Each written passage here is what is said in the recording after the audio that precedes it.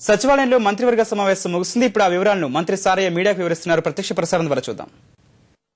విషయాన్ని కూడా తెలుసుకోవాల్సిన బాధ్యత అమ్మగారు తెలియకుండా గారు వారు చుట్టూ తిరుగుతున్న తాబేదాలు కూడా వారు ఎక్కడైతే ప్రాంతాల్లో తిరుగుతున్నారో ఆ ప్రాంతాల్లో కళాశాల కానీ పాఠశాల కానీ పోయి తెలుసుకుంటే వాస్తవం తెలుస్తుంది అనే విషయాన్ని మీ ద్వారా వారికి విజ్ఞప్తి చేస్తున్నాను. అంతేకాదు ఈనాడు 28,20,20,000 మంది విద్యార్థులు కూడా హరిజన గిరిజన బీసీ మైనార్టీలందరూ కూడా ఎస్సీలందరూ కూడా ఇంతమందికి ఫీజు రియంబర్స్ చేస్తుంటే వారికి కళ్ళకు కనబడితే లేదా చెవులో చెప్తే వినబడితే లేదా విషయం అర్థమవుతుంది. అంతేకాదు వారి భర్త ముఖ్యమంత్రి అయిన తరుణంలో ఎన్ని వందల కోట్లు డ్యూ ఉన్న విద్యార్థులందరికీ అవన్నీ ఎవరు రేపారు? గౌరవ ముఖ్యమంత్రి కిరణ్ కుమార్ ముఖ్యమంత్రి అయిన తర్వాత మేమందరం ఇక్కడ పక్కనే మేము ముగ్గురం ఉన్నాం. మేము అంత విషయాలు తెలుసుకున్న తర్వాత మా అందరితో మాట్లాడి వెంటనే విద్యా బాధ్యత పైన చెల్లించిన విషయాన్ని మీకు తెలియదా అని సందర్భం మీకు గుర్తు చేస్తున్నాను. ఎందుకో మీరు అందరూ దీక్ష చేస్తున్నారు. వాస్తవాన్ని తెలుసుకొని దీక్ష చేయండి, తప్పేం కాదు. మీ పాత్ర పోషించాల్సిందే.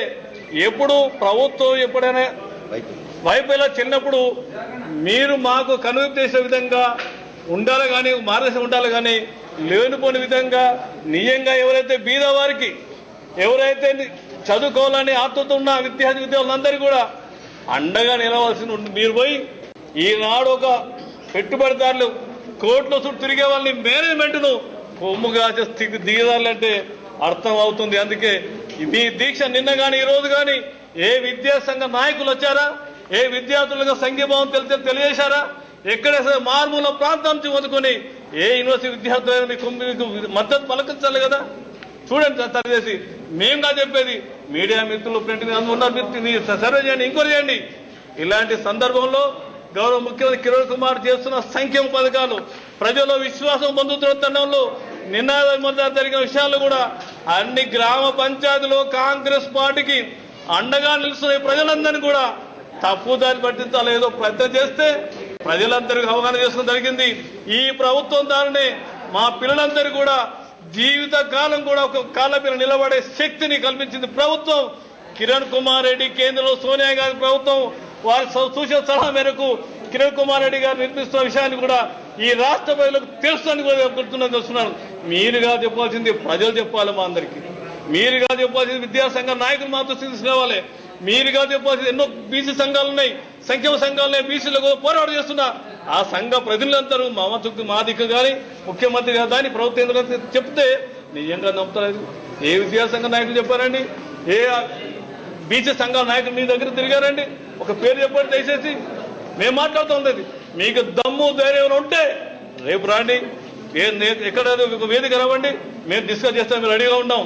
అలాంటప్పుడు దయచేసి వాస్తవాన్ని తెలియకుండా ఇలాంటి రాష్ట్రంలో ఉన్న బడుగు బలహీన వర్గాల ఎస్సీ ఎస్టీ బీసీ విద్యార్థులందరినీ కూడా మీరు రెచ్చగొట్ట చేస్తే వాళ్ళు తిరుగుబాటు చేసే రోజు వచ్చిందని కూడా ఈ సందర్భంగా హెచ్చరిక చేస్తాం. మీ అందరికీ మేనేజ్మెంట్ కొమ్ము చేసే ఈ పార్టీని తప్పకుండా తెలంగాణ ఎట్లా గల్లంతైంది, రాబోయే రోజుల్లో సీమాంధ్రలో కూడా గల్లంతయ్యే రోజులు దగ్గర పడ్డాయని కూడా ఈ సందర్భంగా హెచ్చరిక చేస్తున్నా.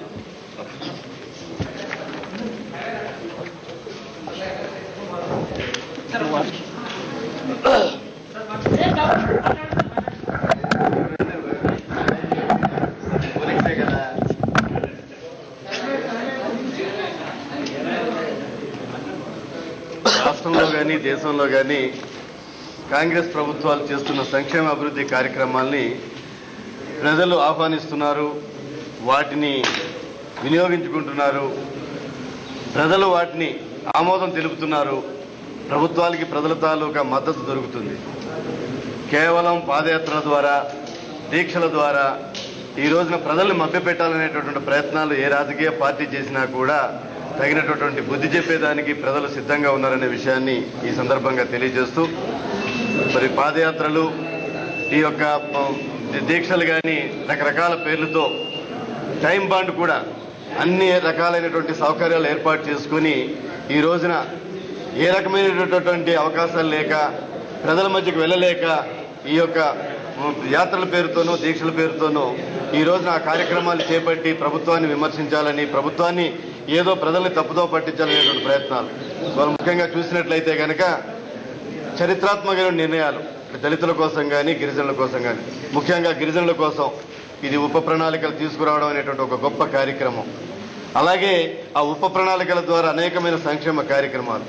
మరి రాష్ట్రంలో దేశంలో మాదిరిగా మరి కమిషన్ని విభజించడం అనేటటువంటిది ఒక చారిత్రాత్మక నిర్ణయం.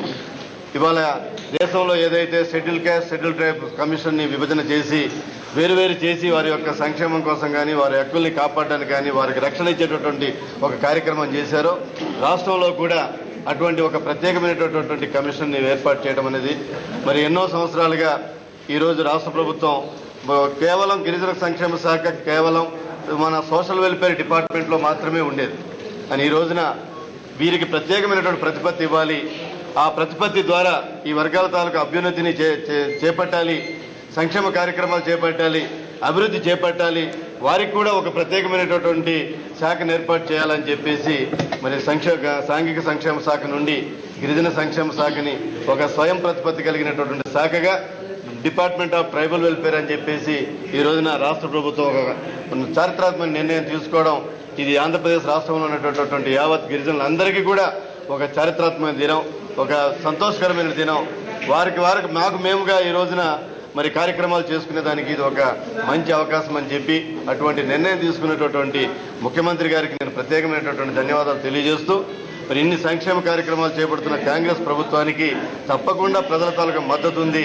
మీరు దీక్షల పేరుతోనూ పాదయాత్రల పేరుతోనూ ప్రజల్ని మోసగించి మభ్యపెట్టడానికి ప్రయత్నం చేయొద్దని చెప్పేసి ఇవాళ ఈ పీజీ దీక్ష పేరుతో మరి దీక్ష చేపట్టినటువంటి వైఎస్ఆర్ కాంగ్రెస్ గౌరవ అధ్యక్షురాలు విజయమ్మ గారికి ఈ సందర్భంగా గుర్తు చేస్తున్నాను.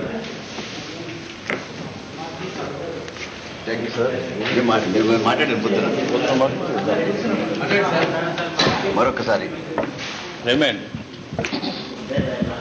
ఈ రాష్ట్రంలో ఫీ రియంబర్స్మెంట్ పథకం ఏదైతే ఉపకార వేతనం సంబంధించిన పేద విద్యార్థుల భవిష్యత్తుకు సంబంధించిన ఒక సంక్షేమ కార్యక్రమం ప్రతిష్టాకరంగా చేస్తున్న ఈ రాష్ట్ర ప్రభుత్వం, కాంగ్రెస్ పార్టీ ప్రభుత్వం, ముఖ్యమంత్రి కిరణ్ కుమార్ రెడ్డి గారి ప్రభుత్వం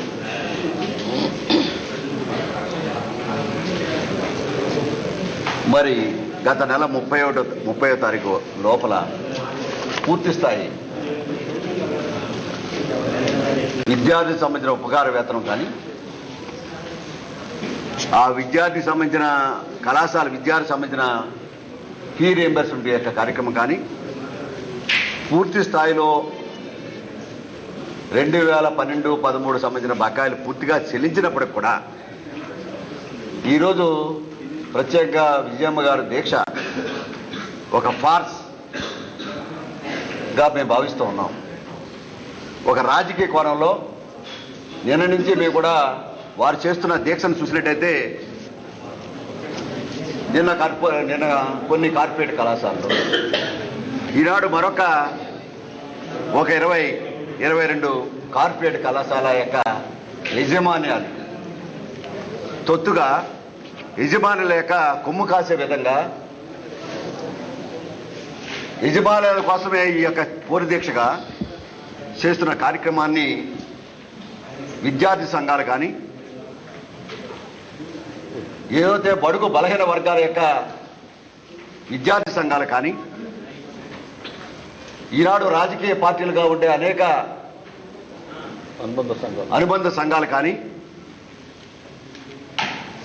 వీరేదైతే వైఎస్ఆర్ యువజన శ్రామిక రైతు పార్టీ సంబంధించిన గౌరవ అధ్యక్షురాలు చేస్తున్న కార్యక్రమాన్ని అర్థం చేసుకోమని ప్రత్యేకంగా విద్యార్థి సంఘాలను కూడా హృదయపూర్వకంగా ప్రభుత్వం తరపున ఒక కేబినెట్ సబ్ కమిటీ చైర్మన్గా కోరుతూ ఉన్నాం. వీరి దీక్ష ఒక రాజకీయ కోణం, వీరి దీక్ష ఒక కార్పొరేట్ కళాశాలకి ఏదైతే సంక్షేమ కార్యక్రమాలు ప్రభుత్వం చేపట్టిందో ఆ సంక్షేమ కార్యక్రమాలు ఆగడానికి ప్రయత్నం చేసే ఒక కార్పొరేట్ యొక్క యజమాన్యాలకు తొత్తుగా వ్యవహారం చేస్తూ ఎట్టి పరిస్థితుల్లోనే ఈ ఫీ రియంబర్స్మెంట్ పథకం ఆఫ్ చేయడానికి ఒక ప్రయత్నం జరగాలనే ఆలోచనతో చేస్తున్న ఒక కార్యక్రమంగా నేను భావిస్తున్నాను. ఈ కార్యక్రమం మీరు చేస్తున్న కార్యక్రమాలు మేము చూసినట్టయితే గత సంవత్సరం జూలైలో మీరు ఫీజు రీయింబర్స్మెంట్ ఒక కార్యక్రమం ఫీజు 4 కార్యక్రమం పెట్టారు. అదే నెలలో మళ్ళీ జూలై నెలలో బకాయిలు లేవని తెలిసినప్పుడు కూడా ఒక కార్యక్రమంగా పెట్టుకుని ఏదైతే ఇవాళ తెలంగాణ ప్రాంతంలో బోనాల్లాగా మా ప్రాంతంలో జాతరలు అంటారు, ఒక జాతర కార్యక్రమాన్ని పార్టీ కార్యక్రమంగా చేసుకుని వాస్తవాలకు విరుద్ధంగా విద్యార్థి సంఘాలు నేను ఒకటే అడుగుతా, ఏ విద్యార్థి అయినా మీ దగ్గరకు వచ్చి, ఏ విద్యార్థి సంఘం అయినా మీ దగ్గరకు వచ్చి మా కళాశాలలోంచి ఫీ రీయింబర్స్మెంట్ పెట్టిన తర్వాత ఆ కళాశాలను గెంటేశారు అని చెప్పగలిగే దమ్ము ధైర్యం ఉందా మీ దగ్గర అని చెప్తా ఉన్నా. అటువంటి కళాశాలను నిరూపిస్తే వారికి సంబంధించిన క్రమశిక్షణలు తీసుకోవడానికి మా ప్రభుత్వం సిద్ధంగా ఉంది అని చెప్పడానికి మరొకసారి మీకు సలహా ఇస్తున్నా. అవాస్తవాల్ని మభ్యపెట్టి ఏదైతే పంచాయతీ ఎలక్షన్లు, గ్రామస్థాయి ఎలక్షన్లు ఉన్నాయో లబ్ధి పొందాలనే ఒక దుర్మార్గపు ఆలోచనతో ఈనాడు ఫీజు 4 కార్యక్రమాన్ని పెడుతూ ఉన్నారు. ఇది మంచిది కాదని ఒక రాజకీయ పార్టీగా విద్యుత్ కలిగిన రాజకీయ మరి ఎవరైతే వ్యవస్థలో ఉన్నారో అర్థం చేసుకొని భవిష్యత్తులో ప్రజల్ని మాయ చేసి మభ్యం చేయాలి, రాజకీయ పాపం గడుపుకోవాలి, రాజకీయ లబ్ధి పొందాలని ఆలోచించడం మంచిది కాదని ఏదైతే సంక్షేమ కార్యక్రమాల యొక్క పారదర్శకలను మా ప్రభుత్వం, కిరణ్ కుమార్ రెడ్డి గారి ప్రభుత్వం మరొకసారి మీకు హితబోధ చేస్తుందనే విషయాన్ని చెప్తా ఉన్నాను. Thank you.